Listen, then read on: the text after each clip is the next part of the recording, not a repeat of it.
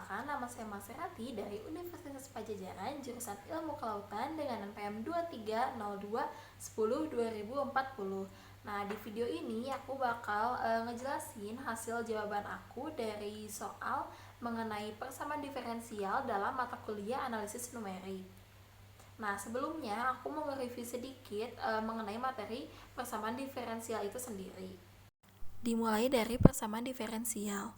Sesuai dengan Ensiklopedia Britania yang diposting pada bulan April tahun 2015, persamaan diferensial adalah pernyataan matematis yang mengandung satu atau lebih turunan, yaitu suku-suku yang menyatakan laju perubahan besaran-besaran yang terus berubah. Sedangkan menurut Resmawan tahun 2018, persamaan diferensial atau differential equation adalah persamaan yang memuat satu atau lebih variabel tak bebas beserta turunannya terhadap variabel-variabel bebas. Nah, persamaan diferensial ini dapat dibagi atau diklasifikasikan menjadi dua macam, yaitu persamaan diferensial biasa atau ordinary differential equation, disingkat ODI atau PDB, dan yang kedua persamaan diferensial parsial atau partial differential equation, PDE atau disingkat PDP. Nah, dari jenis persamaan diferensial biasa terdapat dua solusi numerik dalam menyelesaikannya, yaitu metode Euler dan metode Runge-Kutta. Metode Euler adalah prosedur numerik orde pertama untuk menyelesaikan persamaan diferensial biasa dengan nilai awal tertentu. Nah, penyelesaian dengan metode Euler ini sangat sederhana, akan tetapi hasil penyelesaiannya sering merupakan penyelesaian pendekatan dengan nilai error yang cukup besar. Biasanya untuk mengurangi nilai errornya, diambil partisi H yang cukup kecil. Akan tetapi, hal ini akan menambah jumlah iterasinya. Metode ini juga dapat digunakan untuk menyelesaikan sistem persamaan diferensial. Penyelesaian dengan metode Euler tidak perlu mencari turunan-turunan fungsi terlebih dahulu. Dan kedua, yaitu metode Runge-Kutta. Metode Runge-Kutta secara umum digunakan dalam penyelesaian masalah berhubungan dengan perhitungan numerik.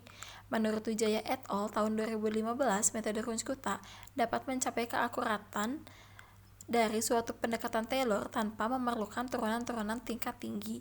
Jadi, keakuratan metode Runge-Kutta adalah metode numerik yang memiliki keakuratan di atas metode numerik lainnya seperti Euler, Heun, dan titik tengah. Oke, karena tadi aku udah nge-review sedikit mengenai materi persamaan diferensial, sekarang kita lanjut aja ke soalnya. Nah, ini udah ada soalnya mengenai metode numerik persamaan diferensial. Nah, di mana diketahui suatu fungsi dy dalam kurung t per dt sama dengan min t dikali y dalam kurung t tutup kurung.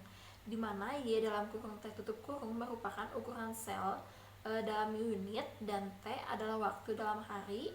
Dengan menggunakan metode Euler, tentukan ukuran sel pada waktu hari kedua dengan kondisi awal yaitu hari pertama, yaitu waktunya T sama dengan 0 adalah jumlah unitnya Y pertama atau Y sama dengan Y dalam kurung 0 sama dengan 10 unit dan gunakan iterasi 3, 5, dan 10.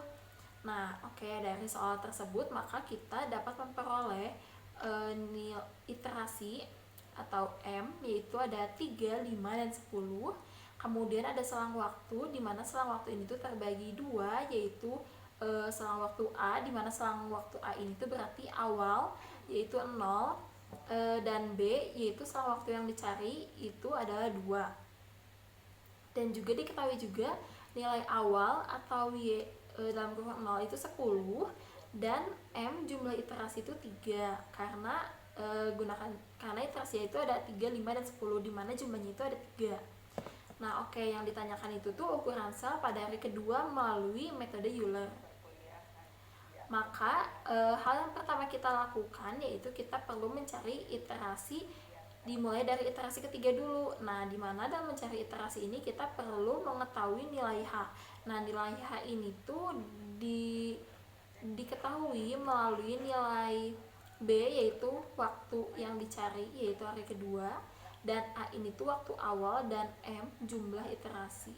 Tinggal dimasukin aja dari yang diketahui tadi ke dalam rumusnya dan diperoleh 2/3.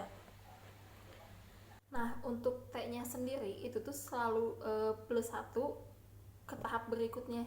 Nah, maksudnya plus 1 di sini tuh bukan ditambah angka 1, tetapi plus T plus nilai T di tahap sebelumnya. Jadi kan untuk nilai T1 nya ini tuh 2/3. Nah, untuk kita cari T2/3 ini tuh berarti 2/3 nya tambah 2/3. Jadi untuk T2 ini tuh 4/3 seperti itu. Dan untuk Y2 nya masukin nilai hasil data Y1, kemudian udah tinggal lakukan operasi hitung sesuai dengan rumus dan diperoleh Y3 yaitu 0,62 seperti itu.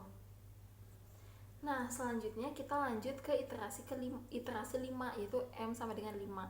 Nah, ini juga sama, untuk tahap pertama kita harus menentukan H-nya terlebih dahulu, yaitu dengan rumus B dikurang A per M, dimana B ini tuh waktu yang dicari yaitu 2 dan A ini tuh nilai waktu awal yaitu 0, dan karena ini iterasi 5 berarti M nya itu M5 sehingga diperoleh H nya itu 2/5. Kemudian kita tentukan K atau step yang mesti kita lalui, yaitu ada hingga 4 step yang dimulai dari 0, dimana jumlahnya itu tetap 5, jadi 0, 1, 0, 1, 2, 3, 4 gitu. Jadi tetap ada iterasi kelima, 5 iterasi gitu.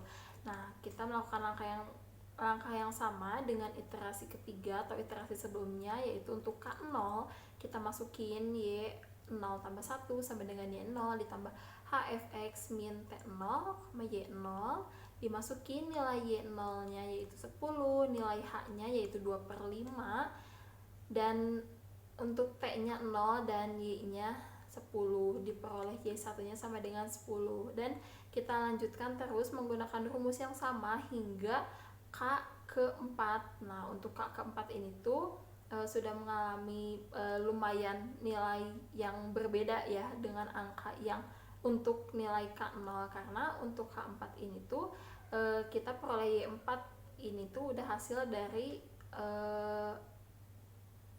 perhitungan pada Y3, dimana hasil dari Y3 ini diperoleh hitungan dari Y2 dan hingga ke sebelumnya dari Y0 seperti itu. Nah, untuk H nya tetap sama yaitu 2/5, dan T4 nya itu juga sudah mengalami perubahan dimana selalu bertambah 1. Maksudnya bertambah 1 yang sudah dijelaskan tadi, yaitu selalu bertambah dengan step yang sebelumnya seperti itu, dimana didapatkan T4 ini yaitu 8/5 gitu, dan Y4 nya sama dari hasil perhitungan pada K3 yaitu 2,97, dan diperoleh Y4 sama dengan 1,07, dan kita lakukan iterasi yang sama, langkah yang sama pada iterasi ke-10 seperti itu. Jadi iterasi itu tuh kayak stepnya gitu untuk kita melakukan berapa kali gitu. Kalau misalnya iterasi 10 berarti kita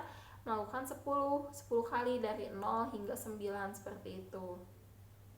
Hingga 9. Nah, sehingga dari perhitungan metode Euler untuk menghitung sel unit ini tuh diperoleh kesimpulan di hari kedua dengan 3 iterasi diperoleh 0,62 unit sel, dan di hari kedua dengan 5 iterasi diperoleh 1,07